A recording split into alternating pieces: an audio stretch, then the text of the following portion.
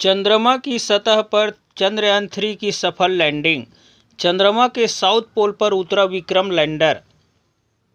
Chandrayaan-3 mission के जरिए भारत ने आज इतिहास रच दिया। भारतीय अंतरिक्ष अनुसंधान संगठन इंडियन स्पेस रिसर्च ऑर्गेनाइजेशन के चंद्रयान-3 मिशन का लैंडर मॉड्यूल सफलतापूर्वक चंद्रमा की सतह पर उतर गया। लैंडर विक्रम और रोवर प्रज्ञान से युक्त लैंडर मॉड्यूल ने शाम 6:04 पर चंद्रमा के दक्षिणी ध्रुव पर सॉफ्ट लैंडिंग की और इतिहास रच दिया। इस सफलता के साथ भारत चंद्रमा के दक्षिणी ध्रुव पर पहुंचने वाला दुनिया का पहला देश बन गया। इसके साथ ही भारत, अमेरिका, चीन और पूर्व सोवियत संघ के बाद चंद्रमा की सतह पर सॉफ्ट लैंडिंग करने वाला दुनिया का चौथा देश बन गया। चंद्रमा की सतह पर अमेरिका, पूर्व सोवियत संघ और चीन सॉफ्ट लैंडिंग कर चुके हैं। हालांकि इनमें से कोई भी देश ऐसा नहीं है जिसकी सॉफ्ट लैंडिंग चंद्रमा के दक्षिणी ध्रुव क्षेत्र में हुई है। चंद्रयान-3 के लैंडर की सॉफ्ट लैंडिंग में 15 से 17 मिनट लगे। चंद्रयान-3 को 14 जुलाई 2030 को दोपहर 2:30 बजे लॉन्च किया गया था। चंद्रमा की सतह पर चंद्रयान-3 की सॉफ्ट लैंडिंग कैसे हुई, आइए जानते हैं एक बार फिर से। अगर मैं सही मायने में कहूँ तो अंतरिक्ष का कोई भी मिशन हो और चाहे किसी भी देश के द्वारा संचालित किया जा रहा हो, इसरो मिशन की निश्चितता और अनिश्चितता के बीच बहुत ही महीन अंतर होता है, जिससे कि एक मिशन सफल या असफल होता है। लेकिन ना हम थके ना हम हारे। हमने पिछली कमियों को सुधारते हुए आज पूरी तरह से आश्वस्त किया है कि लैंडर मॉड्यूल निश्चित तौर पे चंद्रमा के सतह पर सेफ और सॉफ्ट लैंडिंग करेगा। सभी दर्शकों के जानकारी के लिए अब हम इसरो के अब तक के सभी लूनर मिशंस को संक्षिप्त विवरण प्रस्तुत करेंगे। जी हाँ, इसरो का पहला मून मिशन चंद्रयान-1 अक्टूबर 2008 में PSLV रॉकेट के द्वारा सफलतापूर्वक प्रक्षेपित किया गया था। चंद्रयान-1 ने चंद्रमा के सतह पर पानी की खोज करके पहले ही इतिहास रच चुका है। यही कारण है कि आजकल विश्व के तमाम अंतरिक्ष वैज्ञानिक और स्पेस एजेंसियां चंद्रमा को और करीब से जानने के लिए उत्सुक दिख रही हैं। अगर हम बात करें चंद्रयान-2 की, जो इसरो का दूसरा मिशन है, जुलाई 2019 में इसरो के सबसे ताकतवर रॉकेट LVM-3 द्वारा सफलतापूर्वक प्रक्षेपित किया गया था और आज भी लगभग 4 साल बाद यह चंद्रमा के 100 किलोमीटर के सर्कुलर ऑर्बिट में घूमते हुए बहुत ही उत्तम क्वालिटी का डेटा प्रदान कर रहा है। मिशन के प्रारंभ में इसकी आयु 1 साल निर्धारित की गई थी, परंतु LVM-3 द्वारा बहुत ही सटीक इंजेक्शन और मिशन मैनेजमेंट की वजह से चंद्रयान-2 काफी लंबे समय तक कार्यरत रहेगा। अब तक चंद्रयान-2 चंद्रमा के लगभग सभी भागों का चित्र ले चुका है। इसका एक बहुत ही महत्वपूर्ण पेलोड OHRC यानी कि ऑर्बिटर हाई रेजोल्यूशन कैमरा विश्व का सबसे बेहतरीन कैमरा है, जो कि चंद्रमा की सतह का लगातार पिक्चर भेज रहा है। अब मैं ROC जी से निवेदन करूंगा कि वो आप लोगों को इसरो के वर्तमान मिशन चंद्रयान-3 के बारे में बताएं। अभी आपने मिश्रा जी के द्वारा सुना इसरो के अब तक के लूनार मिशंस का विवरण। अब चलते हैं towards Chandrayaan-3, the follow-up mission of Chandrayaan-2, which has been designed to accomplish our mission goals. The primary objective of Chandrayaan-3 mission is the demonstration of safe and soft landing on the lunar surface. This demonstration is a critical aspect for ISRO's future interplanetary missions. In addition to this, the mission objectives also include demonstration of roving capability and conduction of in situ scientific experiments on Moon's surface. Carried on the shoulders of India's heaviest rocket LVM-3 on the 14th of July, Chandrayaan-3 was placed in the precise elliptic parking orbit of size 170 by 36,500 kilometers. ISRO, in its mission plan of following the incremental trajectory approach, carried a total of 5 earthbound maneuvers. The fifth apogee raising maneuver, which took place on the 25th of July, placed the spacecraft in an orbit of 250 by 1,27,000 kilometers. At the early hours of 1st August, the translunar injection was carried out, after which the composite module began the final leg of its long journey of nearly 3,84,000 kilometers for its rendezvous with the Moon. The TLI was a key step in the mission, enabling the spacecraft to escape Earth's gravitational pull and travel to the Moon. An orbit of 288 by 3,69,328 kilometers was achieved at the end of the translunar injection. जी हाँ, translunar injection किसी भी interplanetary mission के लिए बहुत ही आवश्यक परंतु कठिन operation होता है। इस सफल मैन्यूवर के बाद चंद्रयान 3 पृथ्वी से दूर निकलकर चंद्रमा के प्रभाव क्षेत्र में एक हाइपरबोलिक ट्रेजेक्टरी के द्वारा पहुंचाया गया। पुनः 5 अगस्त 2023 को लूनर ऑर्बिट इंसर्शन के द्वारा चंद्रयान 3 को 160 किलोमीटर के पेरिलून और 18,000 किलोमीटर के अपोलून के साथ चंद्रमा के इलिप्टिकल ऑर्बिट में स्थापित कर दिया गया। TLI के तरह LOI भी एक बहुत जटिल ऑपरेशन होता है। इसमें हमें यह ध्यान देना आवश्यक होता है कि उपग्रह के वेगमान को एक निश्चित बिंदु से घटाया जा सके, अन्यथा उपग्रह चंद्रमा के प्रभाव क्षेत्र से बाहर निकल जाएगा। LOI के सफलतापूर्वक परिचालन के बाद चंद्रयान 3 की कक्षा को 4 बार और परिवर्तित किया गया। इस दौरान चंद्रमा की अधिकतम ऊंचाई को घटाकर 160 किलोमीटर कर दिया गया। इस पूरी प्रक्रिया में प्रपल्सन मॉड्यूल का लगभग 755 किलोग्राम ईंधन का उपयोग हुआ और चंद्रयान 3 के वेगमान को लगभग 850 मीटर प्रति सेकंड कम कर दिया गया। लैंडर मॉड्यूल को लगभग 150 किलोमीटर के सर्कुलर ऑर्बिट में स्थापित करने के बाद 17 अगस्त 2023 को प्रपल्सन मॉड्यूल से अलग कर दिया गया। पुनः लैंडर मॉडल के ऑर्बिट को 2 डीबूस्ट मैन्यूवर्स के द्वारा 150 किलोमीटर के सर्कुलर ऑर्बिट से घटाकर 25 गुणे 130 किलोमीटर के एलिप्टिकल ऑर्बिट में स्थापित कर दिया गया।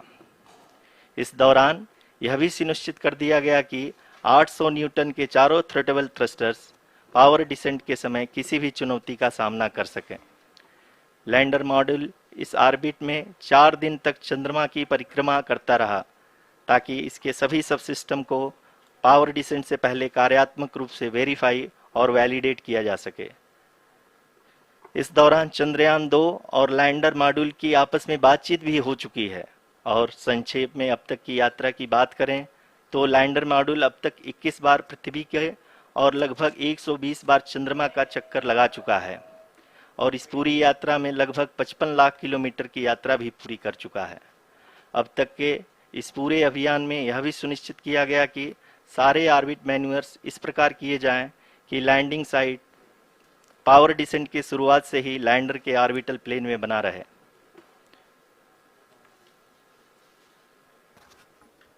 Make it further that is true indeed. We have arrived at the crucial juncture wherein the orbit plane contains the desired landing site at the start of powered descent. We are also happy to announce that live images from the Chandrayaan 3 lander imager camera is being received continuously. The demonstration of soft landing on the moon's surface is no ordinary feat due to the innumerable challenges and complexities involved.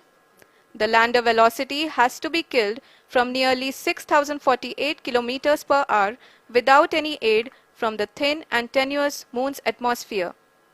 The lunar dust at the time of landing and the craters and boulders scattered over the moon's surface make it further complicated to achieve this. The new and improved Chandrayaan 3 design has been built after envisaging all the scenarios which the lander module can encounter.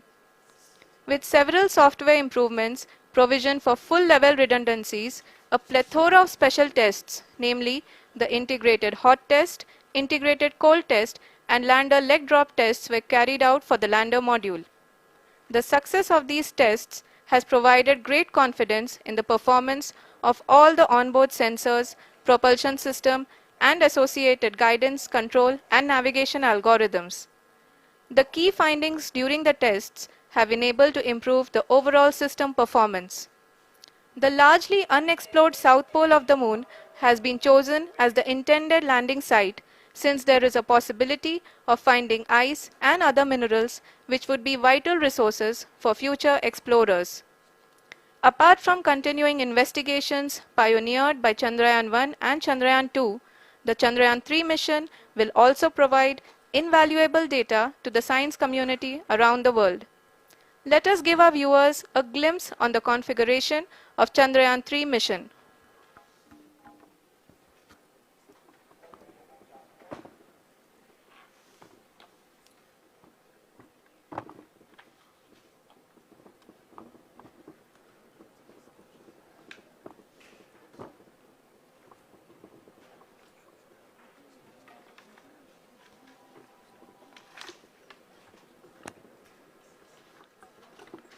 Chandrayaan 3 का mission plan लगभग चंद्रयान 2 के तरह ही बनाया गया है। यहाँ यह भी सुनिश्चित किया गया है कि चंद्रयान 3 को रॉकेट से अलग होने से लेकर के चंद्रमा के निकटतम कक्षा में स्थापित होने तक सारी गतिविधियां चंद्रयान 2 के तरह ही हों। और अब हम यह कह सकते हैं कि यह प्लान पूरी तरह से 100% सफल रहा। हालांकि लैंडर मॉड्यूल के सेंसर्स और प्रोपल्शन सिस्टम को इस तरह से मजबूत किया गया है कि लैंडर पावर डिसेंट के समय किसी भी आपदा से बाहर आकर के मिशन के मुख्य उद्देश्य को पूरा कर सके। इस क्रम में लैंडर के मुख्य सेंसर्स कारा, लासा, LHBC, LDV और LHDAC का कार्यात्मक परीक्षण भी किया जा चुका है। LDV जो कि पूर्णतः स्वदेशी तकनीकी से बनाया गया एक नया सेंसर है, इसका मुख्य कार्य लैंडर के वेलोसिटी को तीनों अक्षों में कंप्यूट करना है। पावर डिसेंट के दौरान लैंडर के सटीक पोजीशन और वेलोसिटी का ज्ञान होना बहुत ही आवश्यक है। लिराप यानी laser inertial referencing and accelerometer package इस कार्य को पावर डिसेंट के दौरान बखूबी निभाएगा। ट्रैजेक्टरी जनरेशन जो कि चंद्रयान 3 मिशन के लिए बहुत ही अहम है, क्योंकि हर ऑर्बिट मैन्यूवर के बाद यह सुनिश्चित किया जाता है कि लैंडर की मिशन ऑब्जेक्टिव को ना बदले। इस क्रम में मैं यह भी आपको बता दूं कि ऑर्बिट डिटर्मिनेशन जो कि उपग्रह के पोजीशन और वेलोसिटी को बहुत ही एक्यूरेटली बताता है, एक बहुत ही कठिन और जटिल कंप्यूटेशन और एस्टिमेशन होता है। यहाँ यह भी जानना महत्वपूर्ण है कि चंद्रयान 2 का OHRC पेलोड अब तक काफ़ी ऊंचे स्तर का डैम प्रदान किया है, जिसके फलस्वरूप लैंडिंग साइट के सीमा को बढ़ाकर 4x2.4 किलोमीटर कर दिया गया है, जो कि पावर डिसेंट के दौरान सॉफ्ट लैंडिंग कराने में काफ़ी सहायक सिद्ध होगा। एटीट्यूड होल्ड फेज जो कि पावर डिसेंट का दूसरा चरण है, एक बहुत ही महत्वपूर्ण फेज है। इस 10 सेकंड के स्मॉल ड्यूरेशन के दौरान लैंडर के दो महत्वपूर्ण सेंसर कारा और लासा लैंडर की ऊंचाई की गणना करेंगे। इस फेज के पूरा होते ही लैंडर चंद्रमा के सतह से कुल 6.8 किलोमीटर की ऊंचाई पर होगा। During the rough braking phase, the lander velocity shall be brought down from 1680 meters per second to 358 meters per second. The altitude will be brought down from 30 kilometers to 7.4 kilometers at the end of rough braking. जी हाँ, अभी आप अपनी screen पे देख सकते हैं कि lander अब तक कुल 191 किलोमीटर हॉरिजेंटल दिशा में चल चुका है और अभी तक इसकी वेलोसिटी लगभग 31 किलोमीटर बनी हुई है। जी हाँ, आप अपने स्क्रीन पे देख सकते हैं ये जो पथ निर्धारित किया गया है, लैंडर पूरी तरह से उसी को ही फॉलो कर रहा है। इस समय हम लगभग 200 मीटर की हाइट से भी कम आ चुके हैं।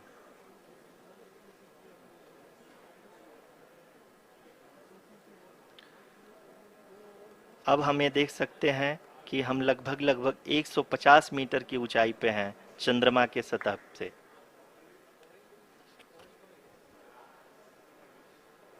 We are approaching the vertical descent phase 2, which will have the lander module hovering at nearly 150 meters above the lunar surface. जी हाँ, आप इस तालियों के गड़गड़ाहट को सुन सकते हैं जो कि सेकंड हाइब्रिड फेज के कंप्लीट होने के बाद इन सारे वैज्ञानिकों के द्वारा की जा रही है।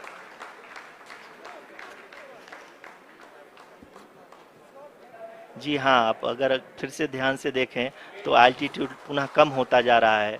अभी हम लोग लगभग 135 मीटर की ऊंचाई पे हैं। The sensors that are updating at this point are providing confirmation of the safety of the landing site. As expected, the retargeting is going on and this is a very good signature for the lander. अभी आप ये देख सकते हैं कि lander की ऊंचाई लगभग 65 मीटर के आसपास बची हुई है।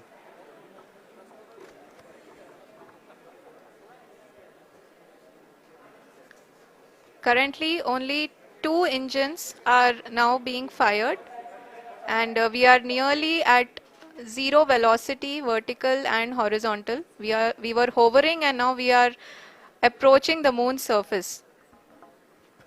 धीरे धीरे लैंडर की वेगमान को कम किया जा रहा है और हम अब लगभग 50 मीटर से भी कम आ चुके हैं। We can see the Honorable Prime Minister, Shri Narendra Modi ji, who is here to encourage us, and he is critically looking at the visuals.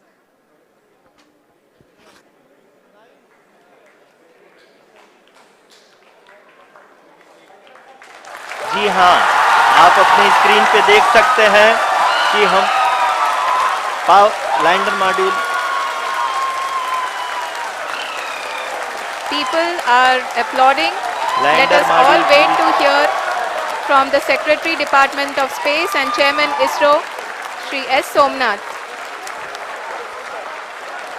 Lander module पूरी तरह से सेफली और सॉफ्टली चंद्रमा के सतह पे लैंड हो चुका है। ये हम लोगों के लिए बहुत ही गर्व की बात है। हिंदी में एक कहावत है कि चंदा मामा दूर के, लेकिन अब हम ये कह सकते हैं कि चंदा मामा अपने घर के। बहुत ही उम्दा. The hard work of the entire ISRO community has come to fruition.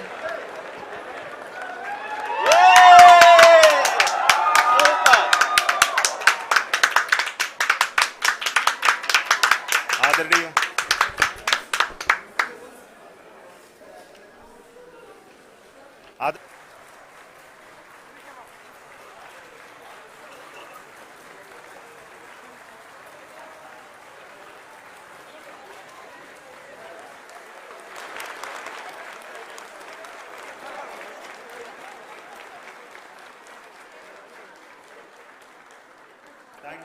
Thank you, Adaraniya Pradhan Mantri ji, for being part of our journey to this success.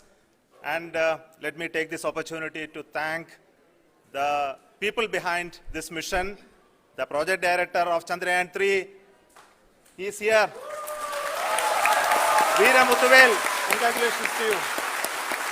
The associate project director, Kalpana, and the mission operations director, Srikanth. And the satellite was built at your Rao Satellite Center, Shankar and the director.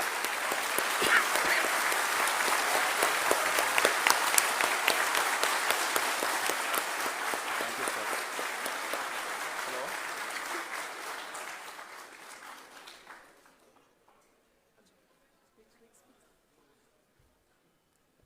It's a great moment of happiness on behalf of team.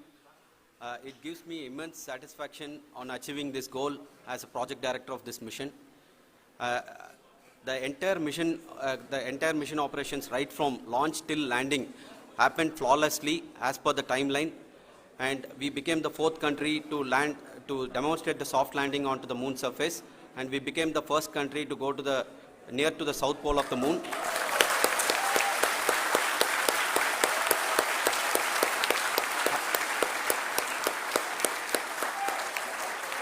I take this opportunity to thank navigation, guidance and control team, propulsion team, sensors team and all the mainframe subsystems team who have brought success to this mission.